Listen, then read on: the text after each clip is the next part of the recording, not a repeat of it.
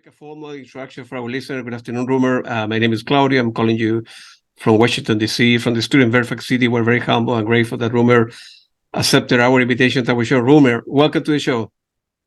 Thank you for having me. No problem. The last 2 years has been very weird for everybody with the COVID. Some people here in the United States believe in the vaccine, some people don't. How the COVID affected you as a person, as a human being, as an artist? How you holding up? Well, I mean, it's been okay. I think that, musicians generally we're used to adverse conditions. So we're very adaptable. And I think that, I felt that, that I think everybody as well, I think everybody adapted, pretty quickly to the situation. And, there were some challenges. I have a young child, so it was very difficult in terms of getting work done. And I was promoting my album, Nashville Tears, at the time. So we were doing sort of live streams and interviews and stuff from home, and trying to do like performances, broadcasts from home. I did an international move from the US to the UK in 2020. I mean, of course, it was definitely challenging, but in many ways, I think, the artist's mind is always curious, and any kind of disturbance is in some way interesting, So when society gets disturbed, there's also an element of fascination with that, curiosity. Oh, this is interesting. This hasn't happened before, So it was very interesting as well and also obviously challenging on a health point of view. My husband got very sick with COVID, and, there are people that I knew that got very sick with COVID, and a lot of people did die, tragically. So it was a crazy time. But overall, I was just thinking the other day, I was at Waterloo Station, and I was thinking, goodness, everyone's walking around normally without masks now and just getting on with their business and going to weddings and parties. And, Waterloo Station is a good gauge of that, because you can see everybody going somewhere, doing something, dressed up with a hat or doing something. And it felt like, well, really, it's kind of really normal now. Everything's kind of back to normal. That was really crazy. Those couple of years were pretty crazy. Yeah, it's unbelievable. As you know, over 1 million people die here in the United States, and people all over the world. Some musicians like yourself, that depended on the income, they depended on tour a little bit, and they disappeared. They took another job. They went back to school, and so affected. Yeah, absolutely. Many industries. So it was tough for some people. I'm very lucky that, music is my passion. I'm a computer scientist. I do this for fun because music has been very important for me since I was a little kid. So I'm very lucky that nothing happened to me or my wife or my family, that kind of stuff. Where you were born in Pakistan? How old were you before your family moved, to the UK? Do you remember, or any memories from that? I think we moved permanently when I was about 4. Yeah. But we lived in a sort of international expat community. Yeah. So we weren't immersed in the culture completely. It was a dam project, a water authority project that was a huge project that lasted many decades. So they had constructed a village, a sort of construction village, for the workers on this dam, who and many countries were represented. So you had Australians, Canadians, Americans, English people, Pakistanis as well, all living together in a sort of community, in quite a social atmosphere, really. Yeah. I got you. Were you born like in a musical family? I mean, how old were you when you perhaps began taking guitar lesson or piano lesson? How music came to you in your life? I've never had any lessons. I've never had any lessons at all for any music. I am from a musical family. Everyone in the family plays something. Yep. And I think that may have come as a result of the fact that I'm one of 8 children. I'm seventh of 8 children. So my family, by the time they'd moved to Pakistan, they had lived in other countries too. They'd lived in South Africa, they had lived in Australia, Wow. and they had and often in remote and underdeveloped places, because that's why my father was there to build infrastructure. Correct. So there wasn't really much to do.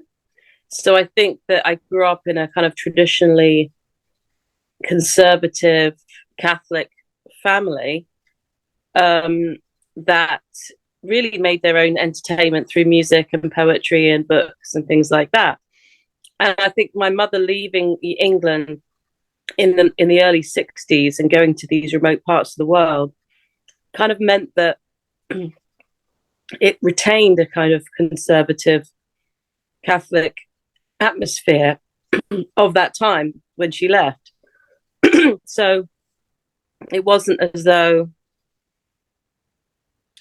we there was no sense of the world changing around anybody. There was often no television, so there was a sense of being isolated from the world and being influenced by all these different countries and cultures.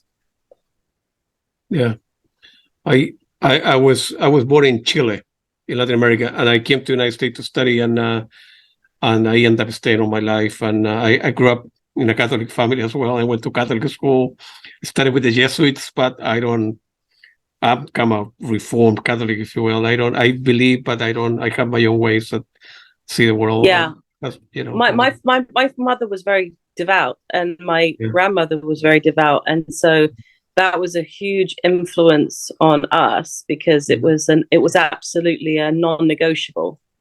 The Catholicism was absolutely non-negotiable, and it was part of everything. It permeated everything. Yeah, my mom was the same as your mom. I mean, she had been in every pilgrimage, Israel and Portugal, and Spain, and everywhere there were. And for me, I take Catholicism as a way to, help people out, do the right thing in life, don't take advantage, don't do stupid stuff.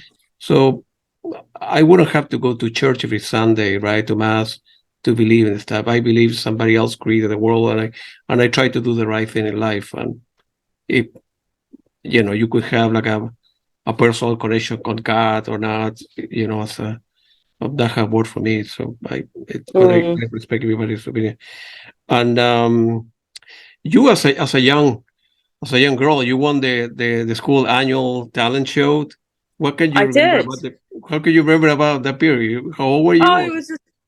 Oh, I think I was about 13 or 14, but no, we won the £10. We won a book voucher, but it was really nice, because I went to a really nice school, and I actually went to a school in the north of England. Yep. In Cumbria. So I got this experience. I'd lived with my mother for my early years, and then I'd gone to live with my dad in the north. Yep. And so I had a completely different experience. People are friendlier in the north. Yeah. Which area? Cumbria, Carlisle in Cumbria. Yeah. Mm-hmm. I don't know that. So it was an interesting experience to have a northern experience. It was a very friendly school. It was a very encouraging school. It was lots of art and music and silliness, and it was fairly easygoing as a school. Good for you.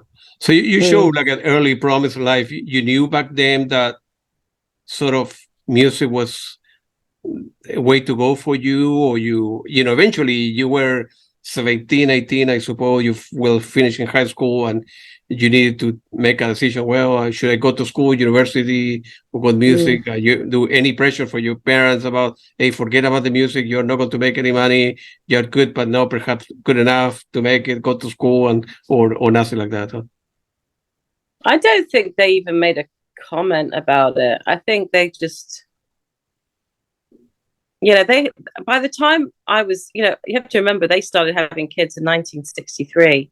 Yeah. And by the 90s, they were just over it. They were just over kids. Like, do your thing, whatever Be you want to happy. do, go do it. I don't think they really cared what I did, as long as it wasn't getting into too much trouble. So when I left school, I went to do my A levels and I went to university, but I wasn't there very long. I was there 6 months. Yeah. Because I was doing theatre, acting, which I showed some gift for, a little bit of gift, few gifts for, but it wasn't for me. And I realized that it just wasn't for me. But back then you had to really have qualifications to do music, to study music. And I didn't have any qualifications in music. I knew I was good at it, but I had no proof. So I couldn't move to the music course. And so in the end, so I just left and went to London and just got a job. So I was 18 and just got a job, got a couple of jobs, and just started living. Wow. Wow. Good for you. Good for you. Sometime in life, you need to be foolish enough, like I did, thinking that you can conquer the world, and the only way you could prove everybody wrong or prove to yourself, you do it, right? So you will always go back home, but you will never know if you haven't have the chance and pursue your dreams, I suppose, Well, I was never really welcome at home, to be honest with you. There was, my mother had quite a grumpy husband, sorry to say. He was quite grumpy. And he made it very clear that I could not stay there more than a week, So there was absolutely no going home. I mean, even for the 2 years that I lived there, I remember looking back and thinking, I was sleeping in the dining room with a dining table and 6 chairs. And it's like, well, if you're going to be living there for a couple of years to do your studies or whatever, wouldn't they just move the dining table? You know what I mean? Yeah, I know what you mean. Yeah. There was always this sense of like, you're the temporary one. The table stays, the chairs stay. Yeah. You need to get, you need to just go on and go, just go do your thing. So there was actually nowhere to go, there was nowhere to go. So I had to make it. I had to go look after myself. Yeah. A musician told me a long time ago that if you want to make it to this world, don't have a plan B. I mean, had only one plan, you have no choice but do it. So push yourself to exactly. do whatever to do to rest. Right. I didn't know it, but I came to London. I didn't know anyone apart from my sister. Yeah. She said I could stay there for a while, so I stayed with her for a while and helped look after her baby at the time, and I got a job. And then when she left, she moved to Canada, and I just rented a little room somewhere and just started meeting people, making friends. And then eventually I got into a band and I started doing that, which was La Honda. Yeah. And then just as I was kind of feeling like I was making friends and settling in to life and sort of building a life in my sort of late teens, and feeling good about the life that I was kind of building, my mom was diagnosed with breast cancer, and basically I ended up going back to my hometown. Yeah. And living in a caravan in a sort of trailer, getting a job in the local pub, and I was just around for her, until she died. Yeah, I'm sorry to hear about that. Yeah, that's okay. It was a long time ago. It was 2003. So when I was down there, I did, that's the whole thing. But when she died, I was kind of lost, because it was like, well, now what do? I have to go back to London and see if I can rebuild again. Yeah. So that's what I did. I went back to London and just tried to pick up where I left off, but not realizing that I was about to go through huge shifts and changes because of my mother's death and because of how that affected me. I was only 23, and also I was the one that had been around the most, so I was the one that missed her the most, really, because I'd been there every day, just sitting watching TV with her, or going to the grocery store with her. So I went through a lot of seasons of my soul is a document of that process. Yeah, we'll talk about that. What kind of music were you listening at the time when you were kind of high school? I mean, in a way, you were pointed to music. You knew. I mean, I assume that you knew that you have a gift and you have a special voice that needed to be in a way developed if you chose to do that. And but what kind of music were you listening at the time? Were anybody that you were aiming for, or at which time? When you were in high school? I mean, you knew who I suppose, I don't know, Tracy Chapman or the Carpenters, or I was a big Joni Mitchell fan. Yeah. All the divas, really. I mean, if it was a female vocalist, I like, I was interested in it. Kate Bush, Joni Mitchell. Kate Bush, yeah. Aretha Franklin, Sarah Vaughan, Ella Fitzgerald, jazz singers. Obviously, Judy Garland, I was number one because I had fallen in love with her when I was a little kid. Dusty Springfield, but also there were some modern singers at the time that I was listening to as well, that were around at the time, like Desiree and people like that. But yeah, I loved music. Always loved music and singer-songwriters, especially. Yeah, good for you, man. Around 2000, 2001, you were in a London-based folk and indie band called La Honda. What memories do you have for that? I mean, La Honda was when I first moved to London. That was before I ended up back at my mother's. Yeah. That was when it was kind of like, it was, of course, it was so fun. We did a little tour. We supported the band Drugstore, which I think they're from Argentina. I'm not sure. But we supported a band called Drugstore. Things we was fun. Like, it was a friendship group. It was a social. We had some good times. Like, we really had some good times.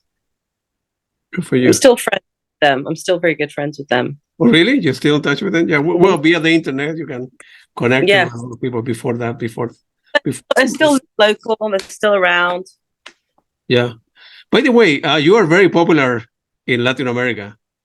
I mean, I'm from Chile, but from Argentina and Mexico. I mean, you're very popular in Latin America. I don't know if you ever have done touring there or you plan on doing it, but you may consider How do you know that, though, Claudio? How do you know that? Well, because I look for, every time that I prepare for interview, I look at the history of the person, right? Who is talking about the person, where that person is popular. Is it popular in Bandcamp from a point of view? Is popular from a Spotify point of view? I'm older than you, so I've been listening to music 3-4 hours a day for the last 50 years. I have about 8,000 records. I see a lot of bands. I talk to a lot of people. So I know you are. I know you are very popular there. Well, so that's really good to know, because I have a sense of it. I have a sense of it, but I'm not sure. Yeah. But I was wondering, I was thinking about this the other day. I was thinking, I wonder if it's the Catholicism that's coming through in my my energy. Yeah. It's giving off Catholic vibes, because I think you have a good voice and you have a good presence. And although you seem to be I'm like you, I'm Gemini, I'm very shy, and I'm pushing myself to the limit. Oh, something happened to your think really right now. Yeah. I mean, I would say that you could explore that, especially Mexico, Argentina, and Chile, right? Perhaps look at the possibility of doing some song in Spanish. I will look at the list of, and I can send you a list of, right? Like, because I'm sorry? It's so funny you should say that, because I'm doing,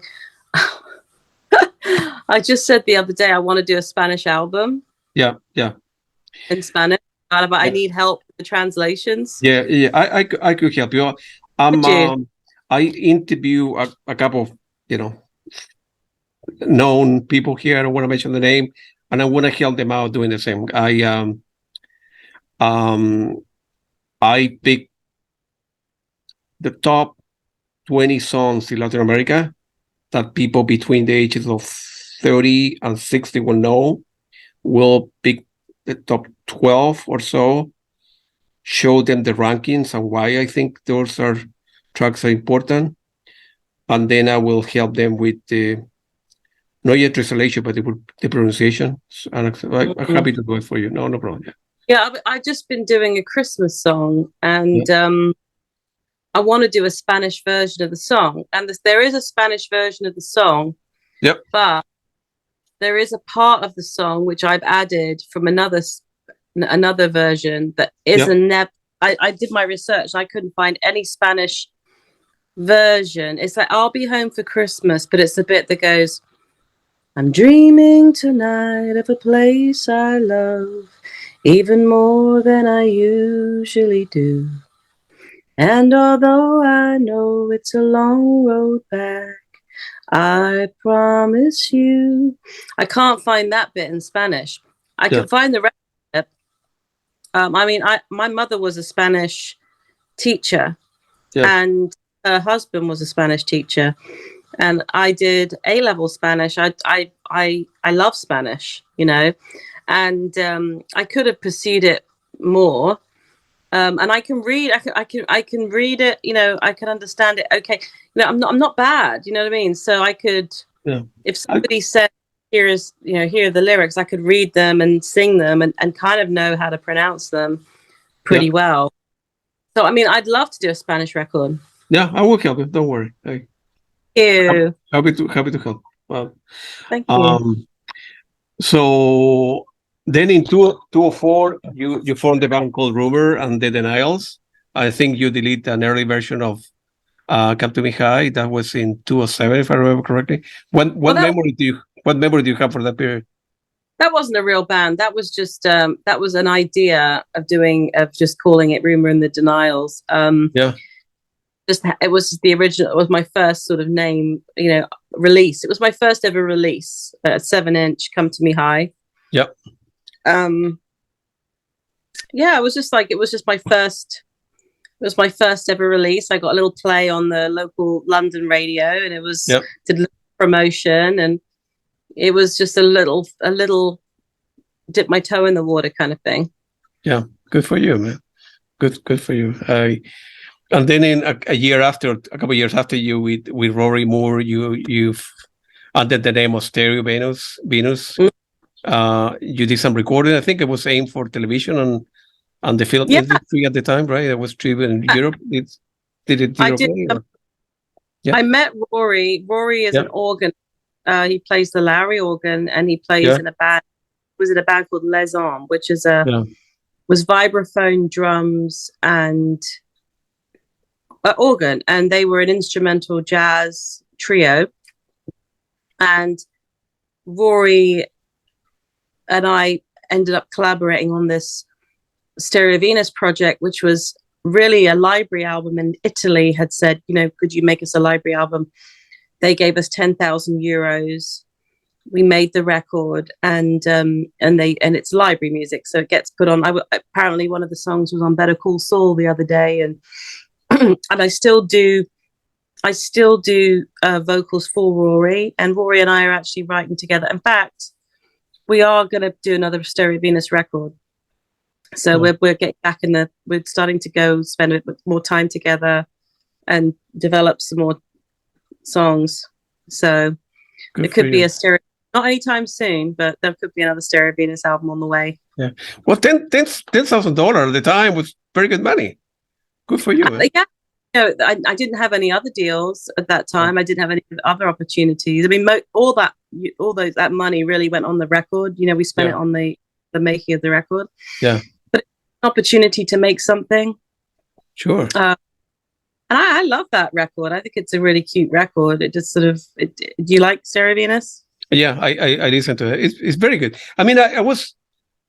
I was able to see I don't have all the stuff from you, but I listened to a lot of stuff in the last 2 days on Spotify, and on YouTube, and I saw the progression in you, and I mean, I knew back then, right? Some people had talent, right? And then some people are discovered by record labels, and some people, for any reason or another, they got in trouble early in life and they don't have the right connection and they cannot develop, right? Like anything else, like a business, you need to have good communication skills, be approachable, be attracted to a record label. The record label want to use you, they want to make money out of you. So, hey, I don't want artistic stuff. I want to see if you have any commercial stuff. And when you do, give me a call because I want to make money. I want to invest in you. Unfortunately, it's a dirty business, and but I've been learning about that the last 2 years, interviewing people. And but you have talent, and you are perseverant, Romer. I mean, you are consistent. You are eager. You were hungry, and some people are born with the stuff. Some people are not born. I don't know how to. They're not teachable skills, I suppose. You know, you can be lucky for a little bit, a certain time, but not all the way through, right? So. No, and it's a resourcefulness and a determination. Yeah, I mean, I didn't know anyone. I did not have friends I did not have any friends in high places. Yeah. I didn't know anyone in the music business.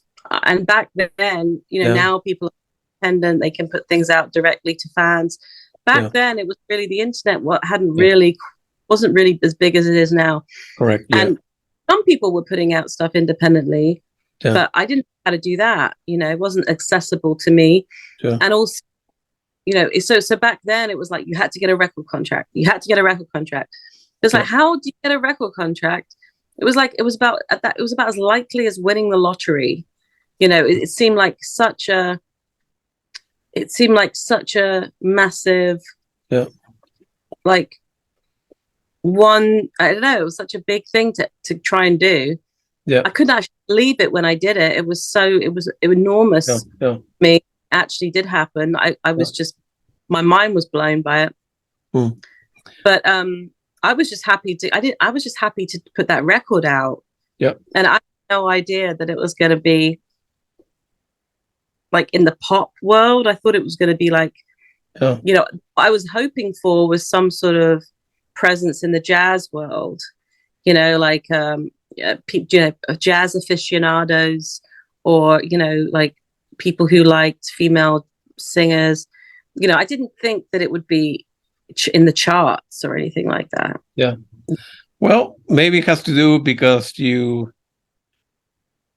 had like a difficult upbringing, and that gave you tenacity and stubbornness, and it built a good character in you, and hey, this is my life. I want to do it. And son falls over sometimes. He stumbles. He falls over. I stand there. Yeah. I'm like, come on, get up. Yeah. Nobody will do it for you. So good for you. Because life is tough, and you gotta pick yourself up. And that's right. You got to be resilient. You got to be resilient. And I think that's why you talked about COVID earlier. It's like we're built for this. In many ways, the initiation into the music industry gives you resilience in lots of ways. You're adaptable, you're resilient, you think, okay, you look around, you see what you can do. Yeah. Rely on other things. I don't know, like there's a lot. Thank you for saying that persistent, because I feel like I have fought to stay and keep creating music and of a high quality, and trying to maintain that quality has come at, with sacrifices. Maintaining that on live and on record has, I've pretty much put everything I have into this. I'm basically running like a non-profit. I'm just everything is for the music and to maintain that quality and to maintain that level of just trying to keep it at that level, and also not making any sort of different. I do different things. I could do Stereo Venus, I do collaborations, but I try and keep those separate. In terms of, like, I know people are listening. Some people are listening through Spotify, or they've got me on shuffle, and they don't want to like suddenly have their ears you know, assaulted by something completely